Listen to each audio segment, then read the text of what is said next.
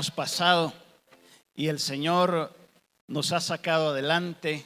Si vemos hacia atrás, podríamos contar historias de cómo nuestro pastor ha sido fiel, el Señor. Cuántas tormentas no hemos vivido y el Señor nos ha sostenido. Qué hermosa mañana para seguir con esta serie, con este tema de dichosos los que sufren. Y el Señor me decía, yo tenía planes, programas, y me dijo hace una semana, sigue con el tema y ponle dichosos los que sufren dos, como una serie, dichosos los que sufren dos. Y voy a leer el pasaje ahí en Mateo 5, 10 al 12, porque es un pasaje que sorprende y que a veces nuestra mente le cuesta entenderlo. ¿Por qué Dios dice esto? Y dice: Dios bendice a los que tienen un Porsche, ¿verdad? O aquella promoción, aquellos que tienen casas, sueldos, puntos. ¿Qué más decía? Casas, carros, sueldos, puntos. Dichosos los que son perseguidos por hacer lo correcto, porque el reino del cielo les pertenece. Qué motivación más grande la que da el Señor aquí. Dios los bendice a ustedes cuando la gente les hace burla y los persigue y miente acerca de ustedes. Y dice toda clase de cosas malas en su contra, porque son mis seguidores. Pero ¿qué tal esto? Aquí es donde nuestra mente empieza a decir cómo es eso, ¿verdad? Alégrense, estén contentos. ¿Qué dice? Alégrense, estén contentos. Estudié estas dos palabras, son diferentes. La primera, o mejor dicho, la segunda, tiene que ver con una alegría que surge de la gracia de Dios. Es algo sobrenatural. Y como consecuencia está la otra alegría, que es saltar, y es la expresión física que tenemos cuando Dios ha tocado nuestros corazones. Porque les espera una gran recompensa en el cielo. Y esta palabra, gran recompensa, no tiene que ver con un solo premio grandote. Tiene que ver con un montón de premios grandes. Es una multitud de regalos que el Señor tiene para aquellos que le sirven. Agrego aquí también que alégrense no es Semana Santa, ¿verdad? Así como ya viene el feriado y me voy a alegrar, pero hasta que venga la semana. Alégrense es hoy, en medio de lo que tú estás pasando y lo que estás viviendo. Porque les espera una gran recompensa, ¿dónde? En el cielo. Y recuerden que a los antiguos profetas los persiguieron de la misma manera. También estudié esta palabra porque les espera. Esta versión hace ver como que hasta que lleguemos allá, pero la traducción literal tiene que ver con que ya se están armando en el cielo las recompensas que Él te va a entregar. Qué hermosa palabra. Así que preparemos nuestro corazón para ir a la palabra, para preguntarnos, porque como aquí dice, dichosos los que sufren, la pregunta es: ¿cómo estás enfrentando el sufrimiento? El día de ayer vino una hermana a compartir un testimonio con las señoritas y con mujeres acerca de lo que le pasó en su vida hace unos años, cuando ella tenía 30 años, estaba embarazada, tenía un niño pequeño y su esposo murió en un accidente. Ella compartía en su testimonio cómo ella hoy, en medio de esa situación que vivió y que está viviendo, tiene una vida plena y satisfecha en Dios. Uno no se puede ni imaginar ese tipo de situaciones que se dan, pero ahí está Dios en el valle de la sombra de muerte, ahí está Dios en la tormenta, yendo delante de ti. No sé qué está pasando en tu vida hoy. ¿Qué actitud? ¿Cómo estás respondiendo? ¿Cómo estás enfrentando el sufrimiento? Algunos nos enojamos, otros nos amargamos, otros se deprimen. Hay diferentes maneras, pero ¿cuál es la tuya? Hay una historia de un caso muy real, de un condenado a muerte, de un cristiano que estaba platicando allí con el que lo iba a ejecutar y le dijo: mira, estoy viendo que estás tan nervioso y puedo ver cómo palpita tu corazón. Y en la plática le dijo: ven, toca el mío, mira qué calmado está. ¿Sabes por qué? Porque yo sé para dónde voy. Wow. Otro dijo: saben, la verdad es que ese fuego, porque él fue llevado a la hoguera y él dijo: estoy tan tranquilo porque ese fuego es tan pasajero. Me preocupo por ti porque si no conoces a Cristo vas a enfrentar el fuego eterno. Qué manera de enfrentar el sufrimiento. Aquí en este pasaje la palabra nos motiva y nos dice: de ellos es el reino de los cielos. La actitud correcta, gozo y alegría. La advertencia, esto estoy resumiendo lo de la semana pasada. La advertencia: vendrán insultos, van a mentir, los van a perseguir, los van a dañar. Esa es la realidad. Aquí no hay pare de sufrir. Aquí no hay un evangelio con ausencia de conflicto. Aquí hay sufrimiento. Pero también dice: hay una recompensa. Como que estuviera diciendo Jesús: vale la pena. Vale la pena pasar por ese proceso. Hay esperanza para ti. Y quiero dos cosas en el resumen de esta meditación compartir. La primera es que el sufrimiento lo tenemos que enfrentar con esperanza. Yo no sé, pero a mí me quedó grabado este cántico último en esas dos expresiones. En el valle, tú vas de sombra de muerte, tú vas delante de mí. ¿Qué es eso? Esperanza. O sea, no voy solo. Estoy pasando el proceso. No quisiera pasar por ese valle, pero vas delante de mí. Y en la tormenta, ¿qué hago en la tormenta? Te estoy viendo a ti. Qué hermoso esto. Hay esperanza. Y es que en esta primera parte de esperanza nosotros tenemos que entender un concepto que no es predicado hoy en día y que no es popular. Porque hoy nuestros púlpitos se han convertido en predicaciones de motivación cristiana, de muchas veces de una falsa esperanza. Pero cuando vemos la palabra, por ejemplo, aquí en Filipenses 1:29 dice: se nos ha concedido el privilegio de confiar en Cristo, pero también hay un privilegio de sufrir por Él. Entonces la palabra está diciendo un privilegio, o sea, que sufrir por Cristo es un privilegio, sí. Eso es lo que dice la palabra de Dios. Y tal vez estás pensando: ¿cómo así? Esa es la gran realidad. Y cuando hablamos de la esperanza podemos mencionar 1 Corintios 10:13. Que dice: las tentaciones que enfrentan en su vida no son distintas de las que otros atraviesan. Y Dios es fiel. No permitirá que la tentación sea mayor de la que puedan soportar cuando sean tentados. Él les mostrará una salida para que puedan resistir. No hay una tentación o prueba a la cual nosotros no podamos enfrentar y salir victoriosos, porque están bajo el control de Dios. Clarito. Te animo a memorizar este versículo, 1 Corintios 10:13. Y en 2 Corintios capítulo 1, 5 al 6, habla de cómo abundan las aflicciones.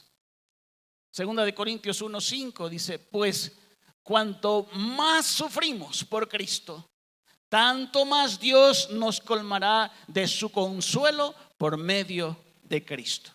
Los que tienen Reina Valera dice, así como abundan las aflicciones por causa de Cristo, así también abunda el consuelo. ¿Y cómo es eso de que abunda? Si me estoy portando bien.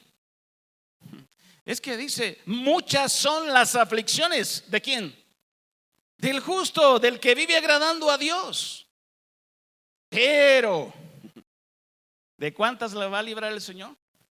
De todas le librará el Señor. Así que no vengas, es que no entiendo, hermano, es que ahora que estoy haciendo las cosas correctamente, tengo las pruebas. Esa es tu realidad de la vida cristiana.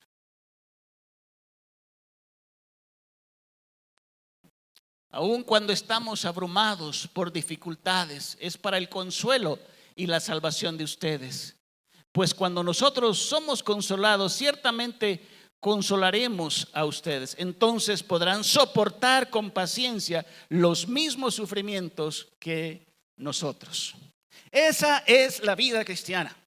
Dios no quiere una iglesia local, vida plena, débil, sino fuerte, resistente en sus fuerzas, en su capacidad, que enfrenta desafíos, que enfrenta problemas, que enfrenta dificultades, pero que va viendo siempre al Señor, porque Él va delante de nosotros. Y cuando hablo de iglesia, vida plena, estoy hablando de ti, individualmente. Él no quiere verte un creyente débil, frágil, que con cualquier cosa se deja vencer o se desanima, sino un creyente que resiste porque entiende que el sufrimiento lo hará más fuerte. Repito, el sufrimiento, las pruebas, el mismo dolor tiene un propósito para tu vida. Y cuando nosotros queremos incluso evitar el sufrimiento, que es imposible, lo que estamos pensando es que vas a vivir débil en tu vida cristiana. La pregunta que nos hacemos, ¿cómo? ¿Y cómo lo hago? El modelo por excelencia es Cristo. Haya en vosotros la misma actitud que hubo en Cristo. La misma actitud que hubo en Cristo. Ayer tuvimos un churrasco. Y en broma estábamos diciendo ahí, qué churrasco más especial. Tuvimos con los varones. ¿Por qué no tenemos todos los sábados ese churrasco y en esta casa? Yo dije, nadie está diciendo ofrezco mi casa.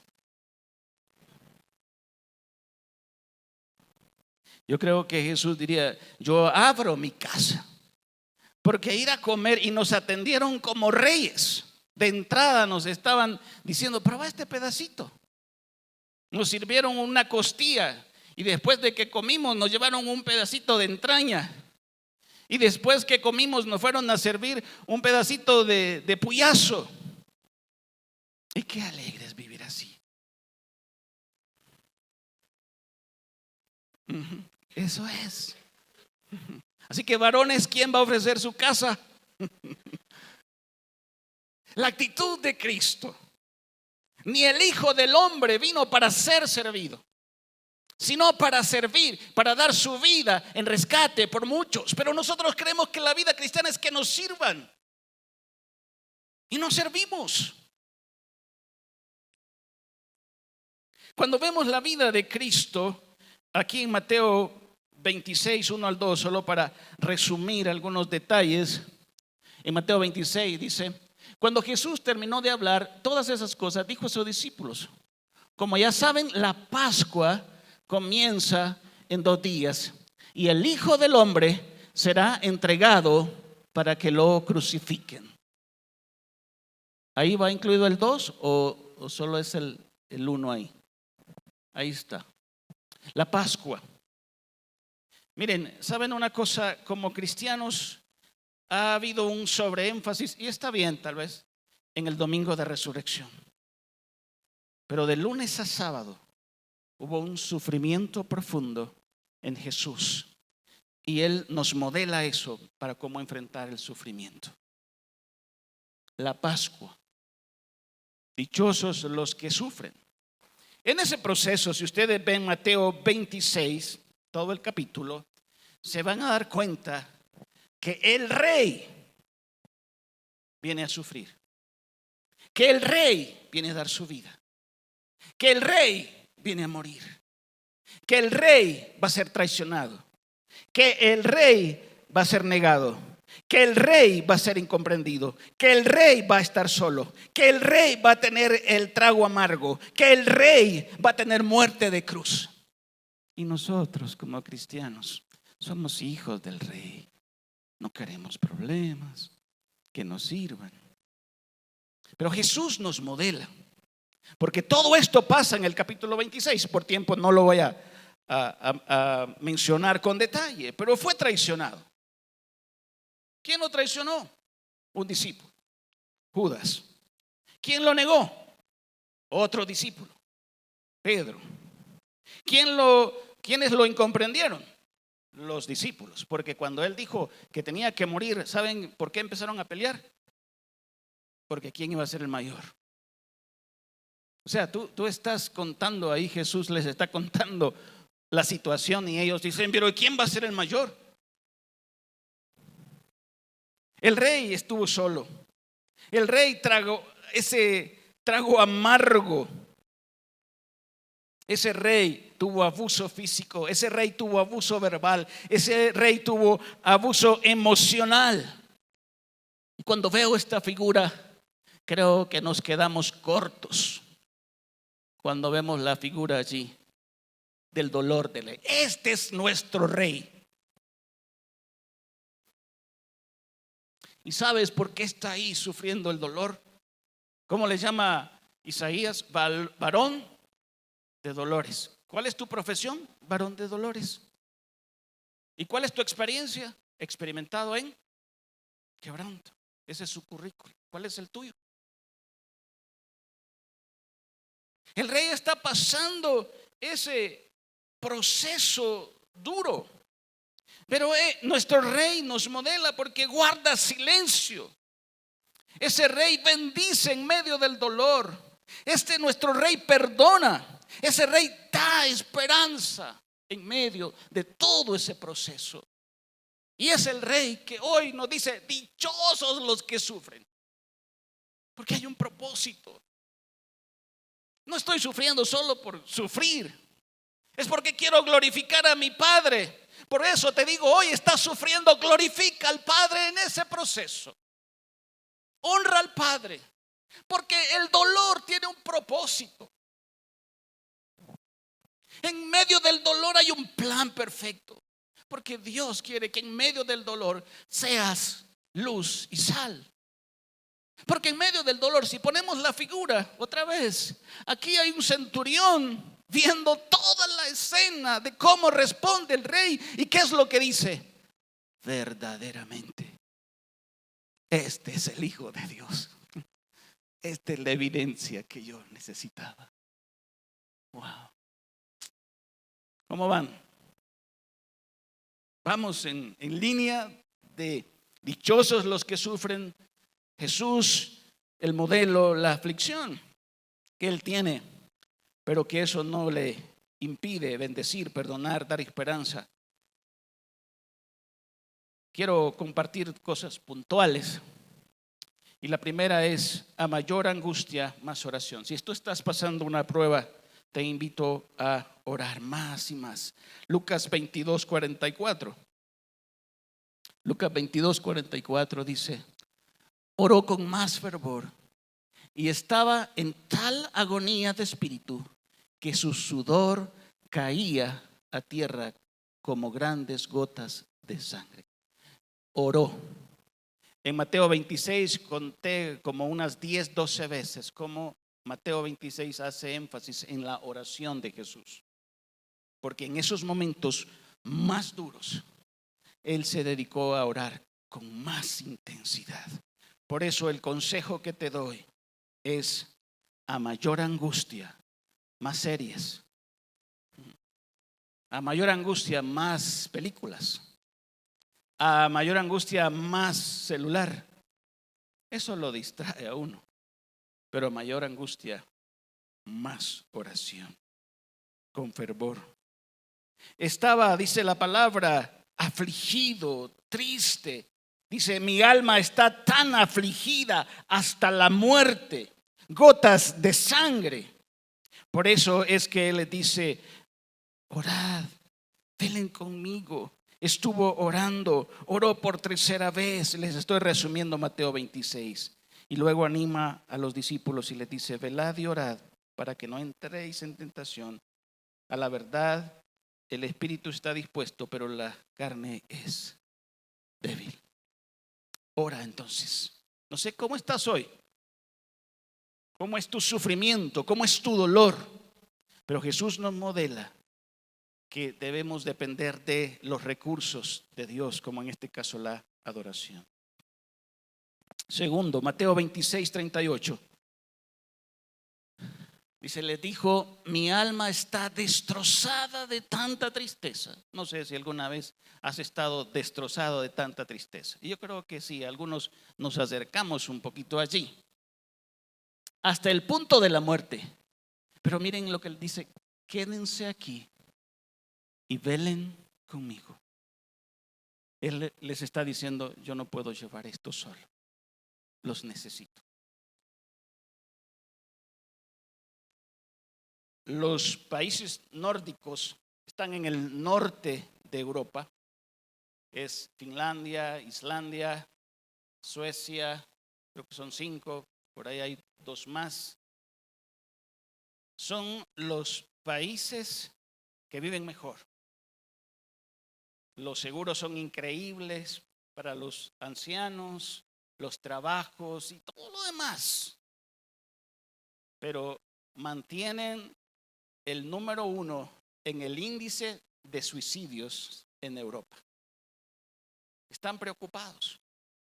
¿Y saben por qué se están suicidando según ellos? Por la soledad y por la falta de un sentido de pertenencia. Pero tienen todo.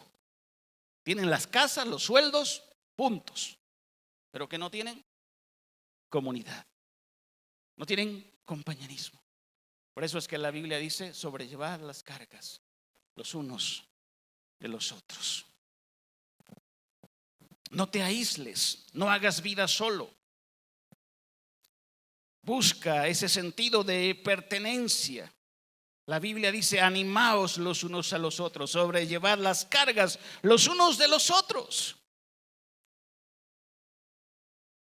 Pero ¿qué hicieron cientos de cristianos en tiempos de la pandemia o a los inicios de la pandemia?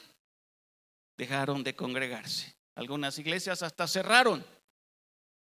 Y hoy en día estamos rescatando a algunos que se quedaron en el camino. Pero gracias a Dios por eso.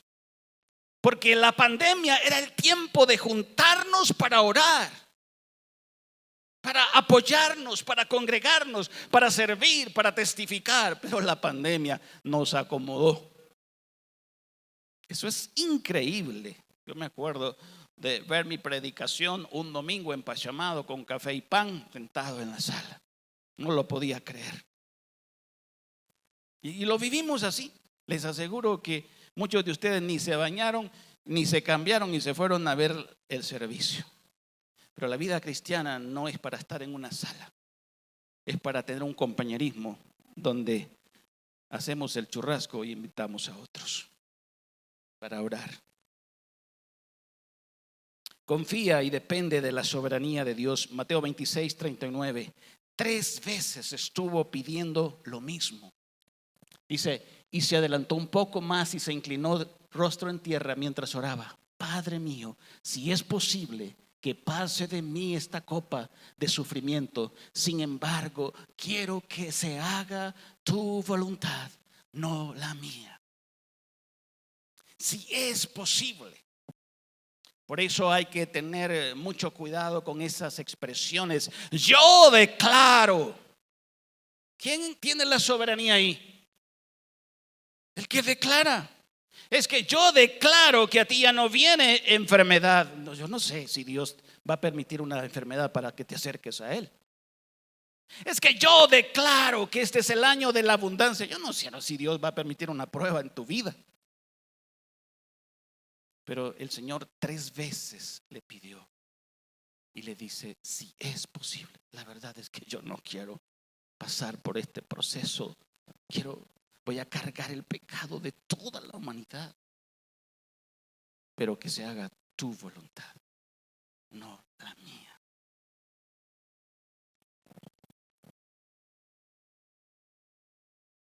Y Mateo hace este énfasis en que muchos cristianos, que se llaman cristianos, dicen: Señor, Señor, pero al final hacen lo que les hace la gana. ¿Por qué me dice Señor, Señor, si no haces lo que yo te digo? Pero esta es soberanía. El Señor, ¿qué estás mandando que yo haga?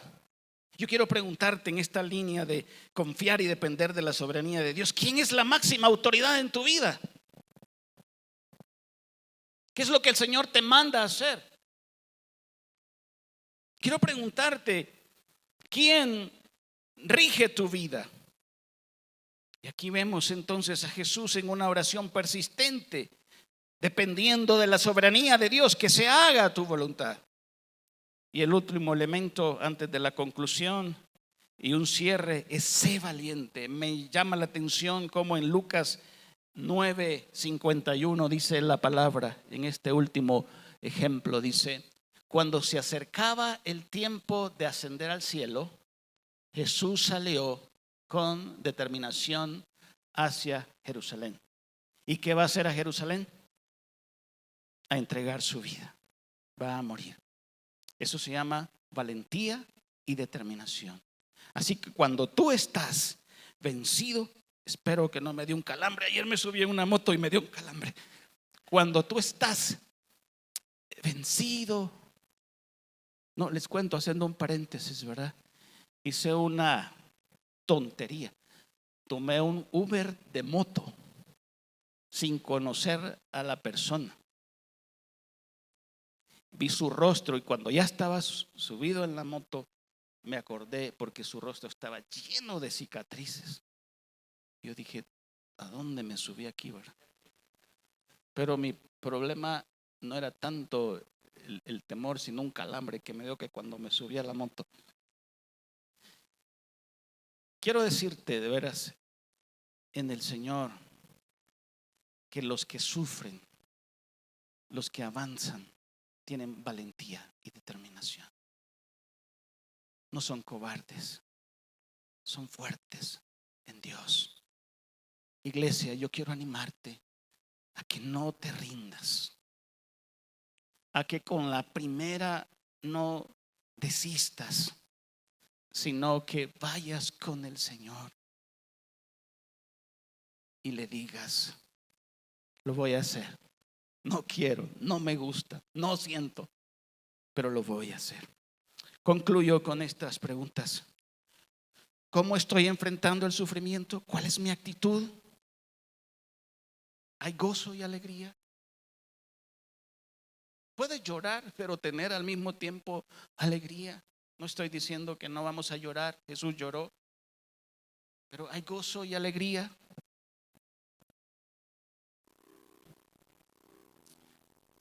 Oro con más intensidad, porque la palabra dice: el espíritu está dispuesto, pero la carne es débil. O sea, Pedro dice: yo me lo puedo, dice Pedro, ¿verdad? Dice: no sabes, Pedro, me vas a negar. Es que aunque todos te nieguen, pero ¿sabes qué, Jesús? Estoy dispuesto a entregar mi vida. No, Pedro, me vas a negar, porque el proceso no es en tus fuerzas, es en las mías. Quiero preguntarte: ¿compartes tus cargas? No hagas vida solo. Pide oración. Haz una llamada. Junta a tus cuates para orar. Diles: no puedo solo. Vengan a orar. Juntémonos. Necesito ayuda. sobre todo confía en la soberanía de Dios. Deja de estar declarando cosas y sé humilde. En medio de tu situación, aunque Dios no la cambie, porque aquí Jesús 3 veces le pide al Padre que cambie el proceso. Y el Padre pues dice que hay que darle para adelante. Y probablemente tienes momentos de estar orando o constantemente pidiendo algo que no has recibido, y hoy te digo, la gracia de Dios es suficiente. Y aunque Dios esté diciendo que no, su gracia es suficiente. Sé humilde, su gracia es suficiente. No tengo que estar contento porque todo está marchando bien, porque hay ausencia de conflicto, porque no hay problemas. Aún en medio de los problemas, la palabra dice: alégrense y gócense, porque la recompensa que ustedes tienen es una recompensa maravillosa. Y esa alegría no la voy a esperar hasta que el problema se arregle. La esperanza es hoy, porque no está diciendo alégrense y estén contentos en el futuro, es en presente. Dice: alégrense hoy, porque tu gozo y tu paz no dependen de las circunstancias. Las circunstancias cambian. Tu gozo y tu paz no dependen de las personas, porque las personas fallan. Tu gozo y tu paz no dependen de las cosas, porque las cosas se acaban. Entonces, ¿dónde? En Dios, en su gracia, en su suficiencia. Por eso es que cuando tú estés ahí angustiado, ora más. Saben que cuando yo no sé si es por la edad, pero ya me estoy despertando a las 3 de la mañana. Pero ¿sabes qué? La primera cosa que hago es platicar con Satanás. Y le digo: mira, gracias porque me estás despertando, me estás poniendo inquietudes, pero ahorita voy a orar.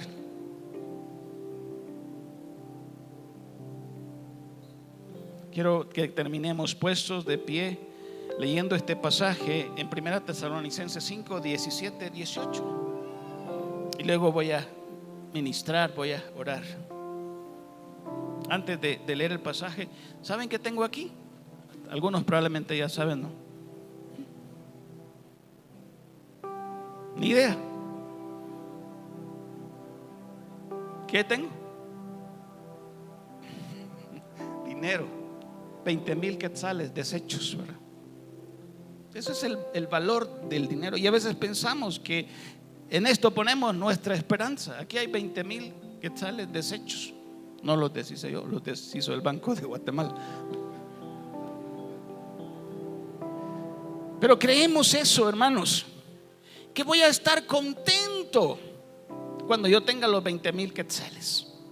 Pero ¿qué dice la palabra de Dios aquí? Nunca dejen de orar. Sean agradecidos. ¿Cuándo?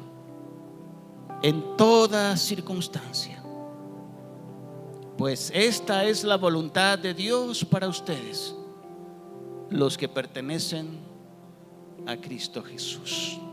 ¿Qué tal si lo leemos todos? Nunca dejen de orar. Sean agradecidos en toda circunstancia, pues esta es la voluntad de Dios para ustedes, los que pertenecen a Cristo Jesús. ¿Tú perteneces a Cristo Jesús? Tú puedes estar gozoso. Tú puedes agradecer en toda circunstancia.